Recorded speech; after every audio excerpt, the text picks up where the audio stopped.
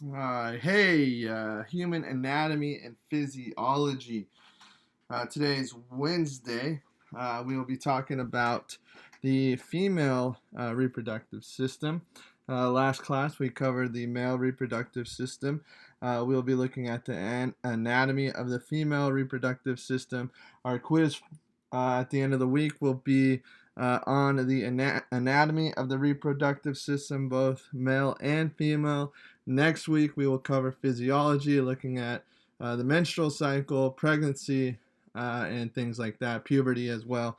So that's still to come. First part is anatomy. So moving on, we're going to take a look into the female reproductive system. Once again, looking at the structures, mostly the internal structures and kind of their functions as well. So looking at this, you'll need to know the structure and the function. There's not going to be too much labeling on here in diagrams. Maybe a couple questions. Usually the more important structures, but you will need to know the functions of the structures for the anatomy or the reproductive anatomy quiz. So looking into it first, here you go. Once again, you got the red square. We're going to be looking at the ovary. Now, the ovary is going to be a gland. Okay, the ovary is going to secrete secretions, hormones, cells as well.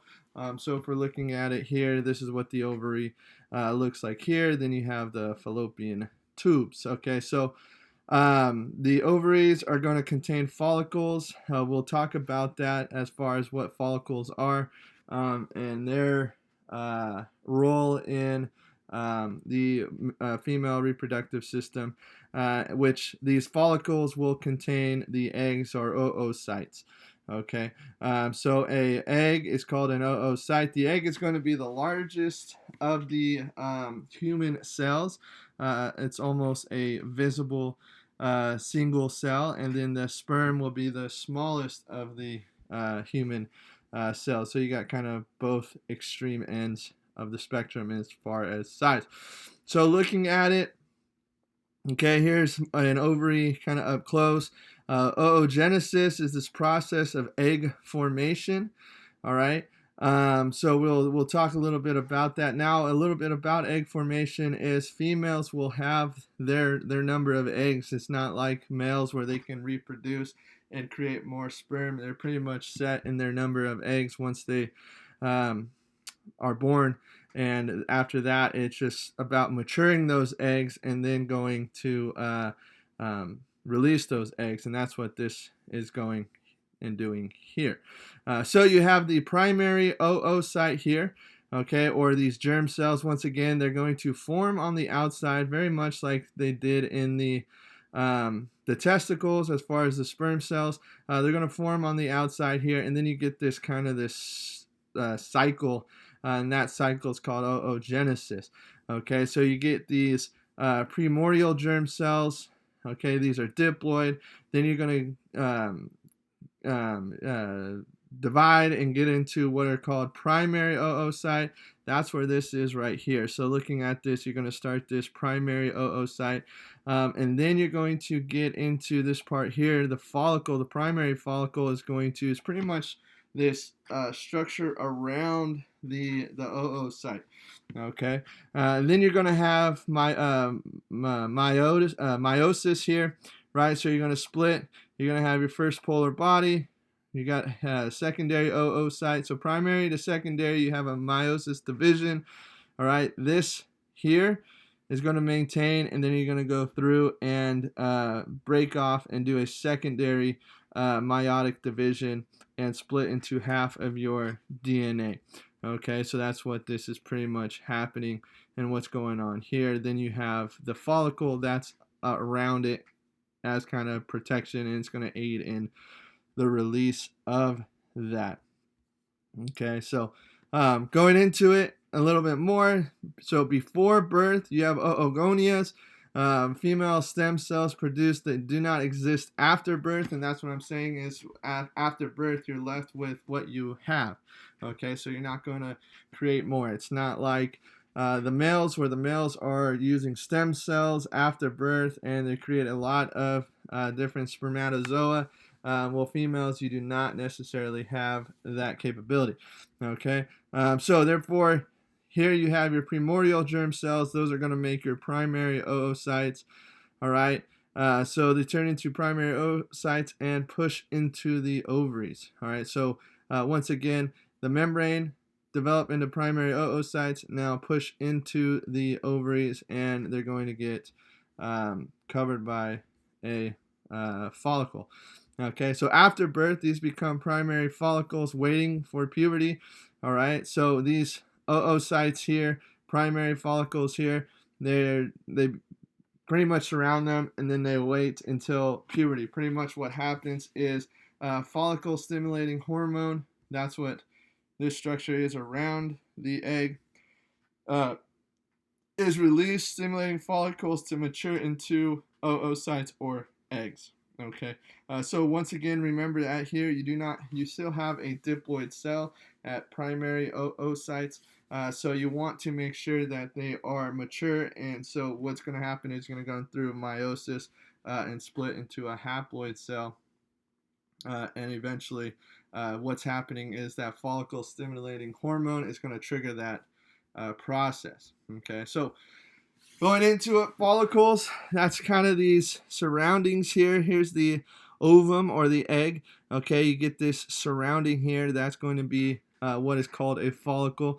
It is developing follicles secrete estrogen and progesterone depending on needs of the egg cells. Pretty much estrogen to stimulate development, progesterone to inhibit development, and then ovulation is this process when the egg is mature and the follicle ruptures, releasing the oocyte. So what happens is it kind of works as a endocytosis type of transportation, where this follicle is going to blend in or adjoin to the ovary membrane, and then it's going to release it into the fallopian tube.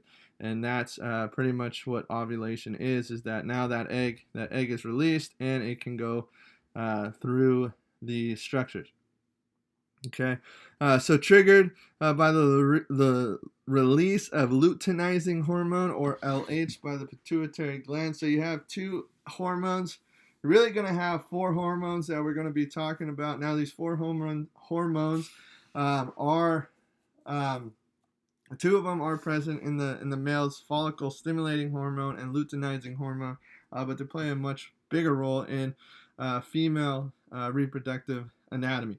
Okay, so pretty much what's happening is you have gonadotropin hormone, stimulating hormone is going to be released, and then in the anterior pituitary, you're going to have follicle stimulating hormone and the luteinizing hormone, or FSH and LH, are going to be released, starting this process of maturing the eggs into, maturing the primary oocytes into ovums or eggs.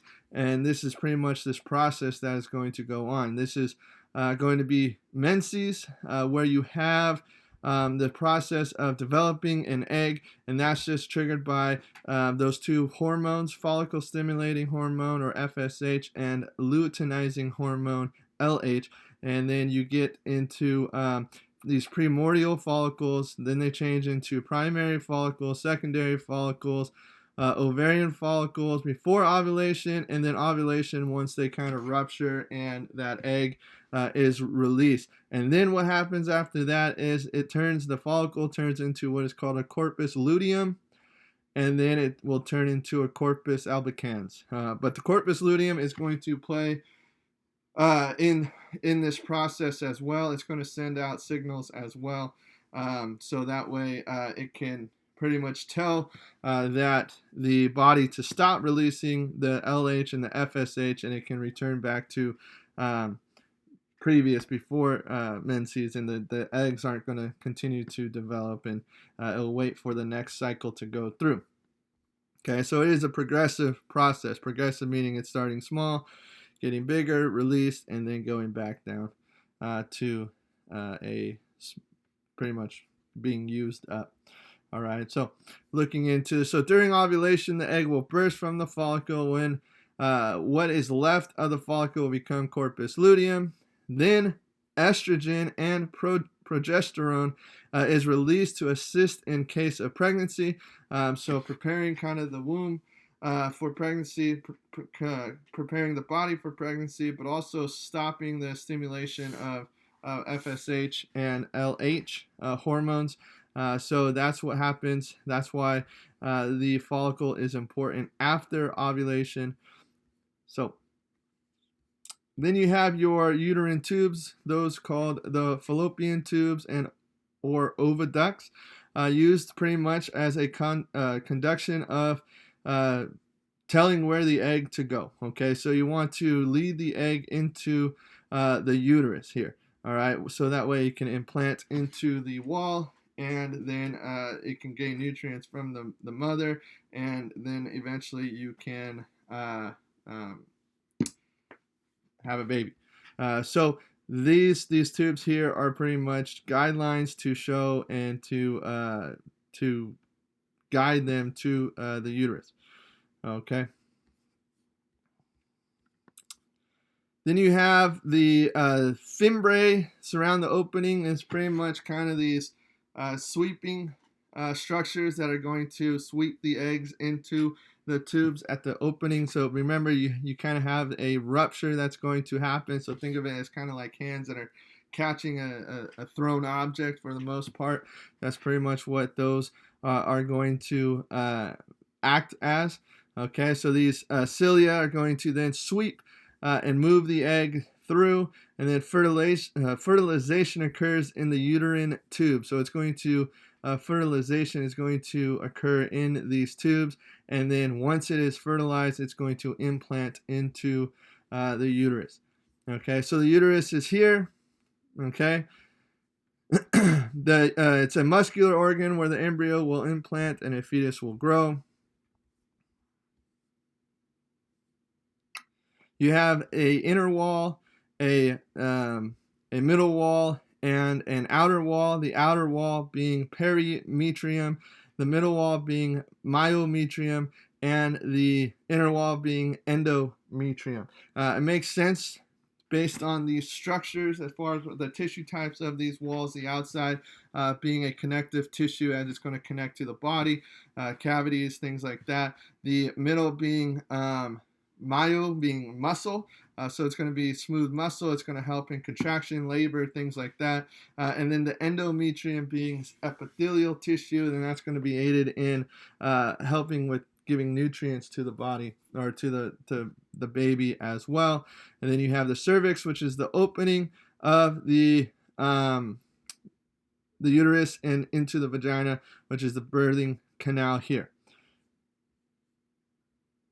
So the cervix, opening of the uterus through which the baby will pass, opens to about 10 centimeters. Okay, the vagina receives sperm during intercourse and allows menstrual flow and childbirth. Also, another structure is the mammary glands. These are organs of milk production located in the breast.